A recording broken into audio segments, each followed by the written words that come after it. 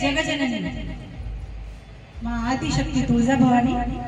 मित्रांनो, शिवाजी महाराजांचं दैदिप्यमान चरित्र हे गेले 300 वर्ष बालवृद्धांना प्रेरणादायी असंच राहिलेलं आहे। देशासाठी झगडणारा एक राजा महाराष्ट्रात होऊन गेला ही संकल्पना सर्व भारतभर आहे। काय अचाट शक्ती असेल या नावाकडे आपण हे जाणण्याचा प्रयत्न करून घेऊया।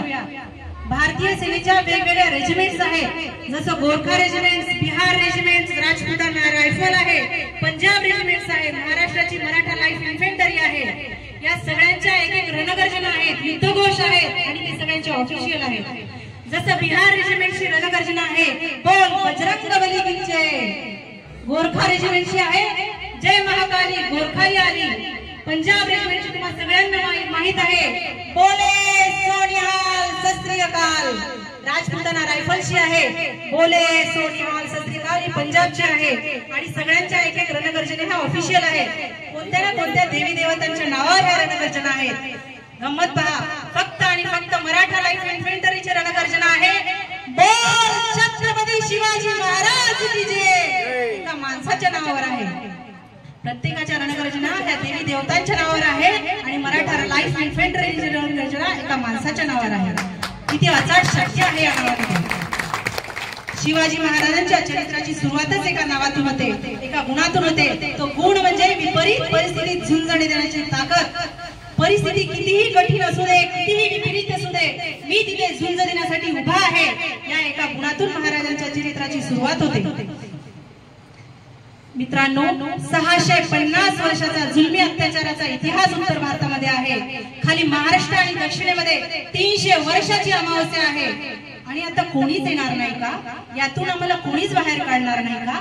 या विवंचनेमध्ये जनता असताना फाल्गुन मध्य तृतीया या दिवशी तारीख होती 19 फेब्रुवारी 1630 रोजी महाराष्ट्रामध्ये एका बालकाचा जन्म होतो। आणि आपल्या पुण्या 50 वर्षाच्या आयुष्यामध्ये असा काही यश, कीर्ती, प्रताप, महिमा गाजवतो की आज जर का जागतिक इतिहास लिहिण्याची वेळ आली तर छत्रपती शिवाजी महाराज हे 3 शब्द लिहिल्याशिवाय जगाचा इतिहास पूर्ण होणार नाही। ताकद शिवाजी महाराजांनी भारतात तयार केली। मित्रांनो, शिवाजी महाराजांनी भारतात तयार केली।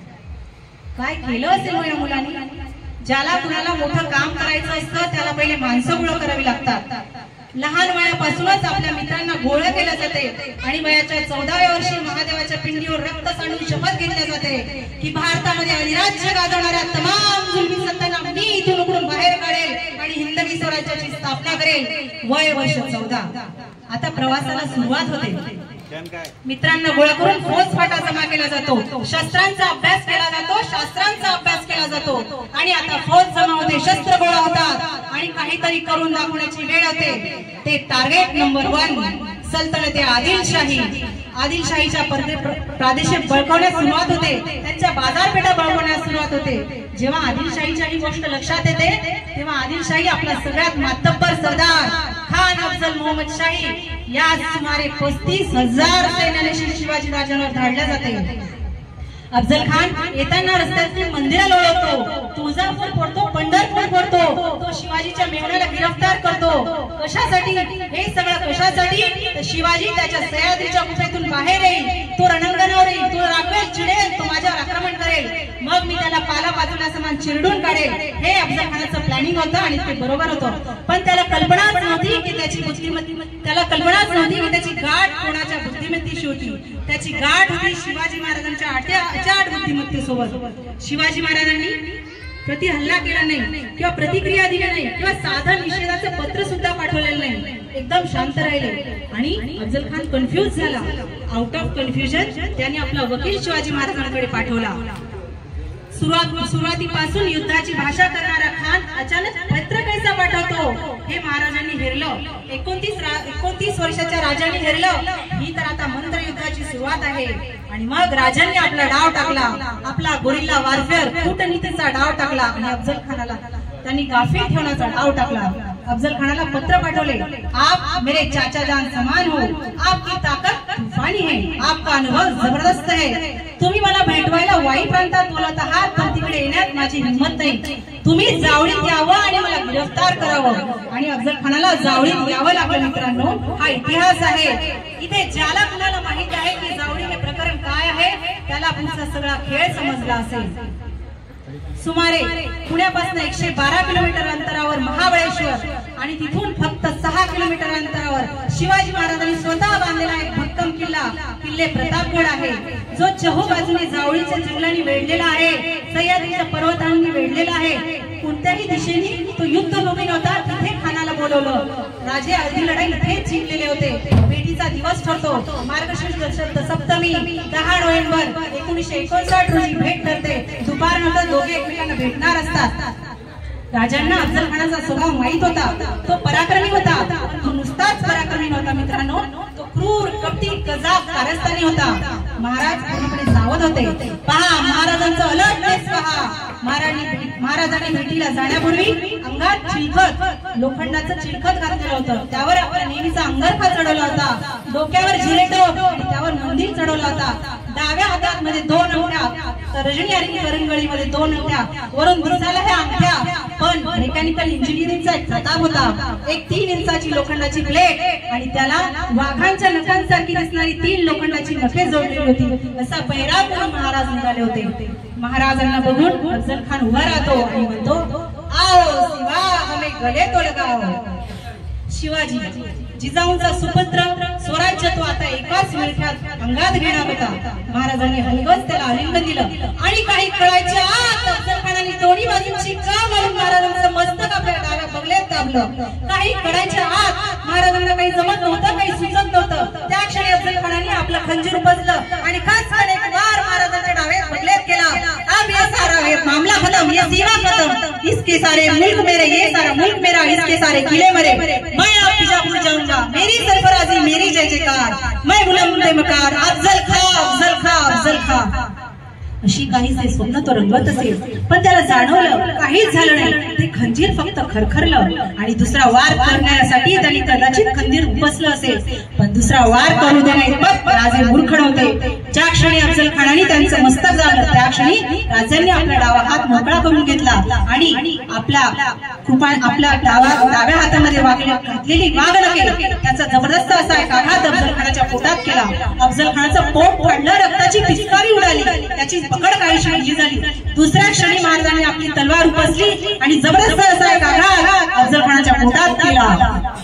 शिव हा कृपाणिकाग्रय कुक्षामेव स्तमस्पृश, असं काहीसं वर्णन गोविंद परमानंद नेवस्करांनी त्याच काळात लिहून ठेवलेलं आहे मित्रांनो. पण तमाम भारतीय, सगळे जुनी फिरंगी, तमाम सुलतान, सगळी जनता आणि सगळे मावळे आश्वस्त होते की अफजल खानाच्या या आक्रमणामध्ये शिवा आणि त्याच्या स्वराज्याचा सुपडा होईल. पण इतिहासाला कलाट मिळाली मित्रांनो. 17व्या शतकातल्या हिरण्यकश्यपूचा वध त्याच शतकातल्या नरसिंहानी प्रतापगडाच्या उंबरठ्यावर स्वतःच्या नखांनी त्याचं पोट फाडून गेलेला आणि सगळीकडे हाहाकार माजला मित्रांनो, सगळीकडे हाहाकार माजला. महाबळेश्वरच्या नजदीक झालेल्या घटनेचे प्रतिसाद दिल्लीपर्यंत उमटले. औरंगजेब हादरला मित्रांनो, औरंगजेब हादरला. आणि या घटनेतून महाराजांनी दाखवून दिलं, आपण जे जे ठरवतो ते आपण करू शकतो. शाहिस्तेखानावर पहिली कमांडो रेड टाकून महाराजांनी इतिहास रचला. पण आता कमांडो रेड टाकून महाराज निसटतील कसे? पण महाराज तेथून निसटले आणि दूर जंगलात धावताना दिसले. सगळी मुघली सैन्यांना जाणवलं की शिवा आणि त्याचे मावळे कात्रजच्या जंगलात धावत आहे आणि मग तमाम मुघली सेना त्यांच्या पाठलाग करायला निघाली. कात्रजच्या जंगलात त्यांना पेटत्या मशाली धावताना दिसल्या. मग शिवाजी महाराजांना त्या मुघली सैन्याने गराडा घातला. पण जेव्हा त्यांनी गराडा घातला तेव्हा त्यांना समजलं हे शिवा आणि त्याचे मावळे नाही, तेही तर बैला आणि त्यांच्या बांधलेल्या पेटत्या मशाली आहे. आणि अशा प्रकारे आपल्या अचाट बुद्धिमत्तेतून महाराज तिथून निसटले. पण 1965 साली जेव्हा भारत पाकिस्तान युद्ध सुरू होतं त्यावेळी आपल्याला हाजीपीर नावाची महत्वाची खिंड जिंकावयाची होती. तर आता ही जिंकतील कशी? पाकिस्तानच्या सैन्याला दिसलं की भारतीय सैनिक हे टॉर्चच्या साहाय्याने वर येत आहे. मग पाकिस्तानी सैन्यांनी अंधारातच भारतीय सैन्यांना गराडा घातला. पण आता फायरिंगची वेळ आली तेव्हा त्यांना कळालं की आपणच चहूबाजूने घेरला गेलेलो आहे. आणि अशा प्रकारे ती खिंड भारतीयांनी जिंकली. दिल्लीच्या एका प्रेस कॉन्फरन्स मध्ये ज्यांच्या आधिपत्याखाली आपण ही खिंड जिंकली होती त्या मेजर हृदयांना प्रश्न विचारण्यात आला की जिंकलीत कशी? तेव्हा हृदयांनी उत्तर दिलं की पाकिस्तानी सैनिकांना जे वाटलं की भारतीय सैनिक वर येत आहेत तर तिथे आमचे सैनिक नव्हते तर तिथे फिरणाऱ्या मेंढ्या आणि त्यांच्या शिंगांना आम्ही टॉर्च बांधले होते आणि अशा प्रकारे ती मोहीम आम्ही फक्त केली. त्यांना विचारण्यात आलं की ही टेक्निक शिकलात कुठून? मग हृदयांनी उत्तर दिलं, कात्रजचा घाट शिवाजी महाराज याला म्हणतात इतिहासातून शिकलाय काय असतं. शिवाजी महाराजांनी निर्णय पराक्रम केले पण त्यांना कोणती अडचण आली नाही किंवा संकट आले नाही असं नाही मित्रांनो. जिथे जिथे महाराजांचे अश्व दौडत होते तिथे तिथे प्रचंड यश महाराजांना लाभत होतं, प्रचंड यश. पण अशा वेळी स्वराज्यावर एक मळभ दाटून आलं. औरंगजेबाने आपल्या सगळ्यात हुकमी एक्का नाव होतं मिर्झा राजे जयसिंग याला सुमारे 1,75,000 सैन्यानिशी शिवाजी राजांवर धाडलं. गावेच्या गावे बेचिराग केल्या गेली. अबाल वृद्धांवर अत्याचाराची परिसीमा गाठली गेली. शिवाजी महाराजांना देखवत होतं पण बघवत नव्हतं. करतील काय? खुल्या मैदानावर मुकाबला करण्याइतपत बळ महाराजांकडे नव्हतं. महाराजांना शरण यावं लागलं. जिंकलेल्या अर्ध्यापेक्षा जास्त किल्ले त्यांना मुघलांना द्यावे लागले. महाराजांना औरंगजेबाची भेट घेण्यासाठी मुघलांची प्रति राजधानी असणाऱ्या आग्र्यात उतरावं लागलं आणि तिथे महाराजांचा अपमान केला गेला. पण तिथे शिवाजी राजांनी डरकाळी फोडून मराठी वाघ काय असतो हे दाखवून दिलं. पण त्यानंतर 13 दिवसांनी महाराजांवर नजरकैद पडली. सिद्धी पोलाद खानाच्या नेतृत्वाखाली महाराजांवर नजरकैद पडली. हजारो शेकडो सैन्य शेकडो तोफा यांच्या घरात महाराज अडकले गेले. मृत्यू अटळ होता. मृत्यू अटळ होता. महाराज घाबरले नाही. त्यांचा अचाट बुद्धिमत्तेतून अजून एक कल्पना बाहेर आली. प्रथमतः त्यांनी औरंगजेबास पत्र पाठवले की मी तर इथे मरत आहे पण माझ्या सैनिकांना का तुम्ही मारता? त्यांना परत जाऊ द्या. आणि मग शेवटी त्यांनी आपले 550 सैनिक परत पाठवले. पण एकही मावळा घरी गेला नाही मित्रांनो. तो आग्र्याच्या अवतीभोवती वेषांतर करून फिरत राहिला. त्यानंतर 4 ऑगस्ट पासून महाराजांनी आजारी होण्याचं नाटक केलं. अन्नाचा पूर्ण त्याग केला. फ्रूट ज्यूस आणि फक्त ड्रायफ्रुट्स यांच्या भरोशावर महाराज जगत होते. त्यानंतर महाराजांनी औरंगजेबास कळवलं की मी गोरगरिबांना मिठाई वाटू इच्छितो जेणेकरून मला ते दुवा देतील, मला उपशय मिळेल. आणि मग मोठमोठ्या पिटाऱ्यांचे मिठाईंच्या पिटाऱ्यांचे आवागमन सुरू झाले. प्रचंड चेकिंग सुरू झाली आणि या प्रचंड चेकिंग सुरू असताना 17 ऑगस्ट रोजी त्याच पिटाऱ्यातून महाराज कसे पसार झाले हे आज तागायत कुणालाही कळाले नाही मित्रांनो, कुणालाही कळाले नाही. अशीच एक घटना जेव्हा नेताजी सुभाषचंद्र बोस यांच्यावर नजरकैद पडली इंग्रजांकडून तेव्हा त्यांनी शिवाजी महाराजांचे चरित्र वाचावयास बोलवलं आणि तिथल्या एका अधिकाऱ्याने सांगितलं की तुम्हाला शिवाजी महाराज माहित आहे का?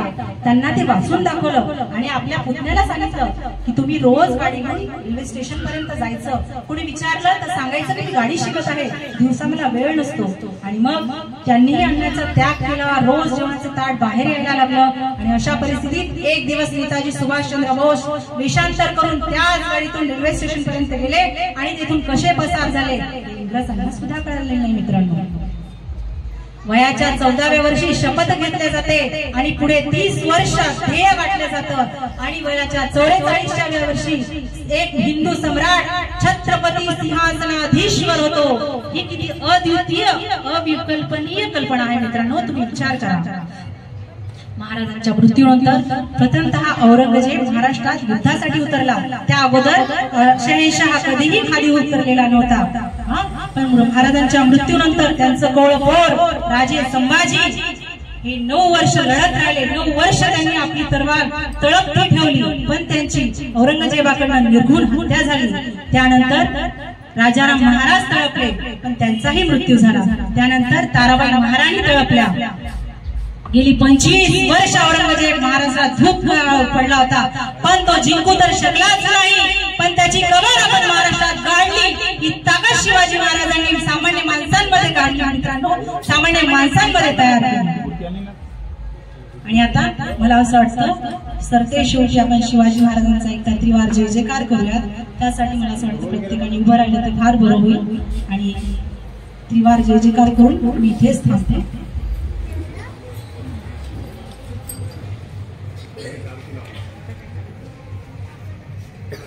शिवाजी महाराजांची राजविदावली 300 वर्षानंतर रायगडावर प्रथमतः उद्घोषित झाली. पेठापासून प्रत्येकाने जय जयकार करावा. राजा छत्रपती की धन्यवाद.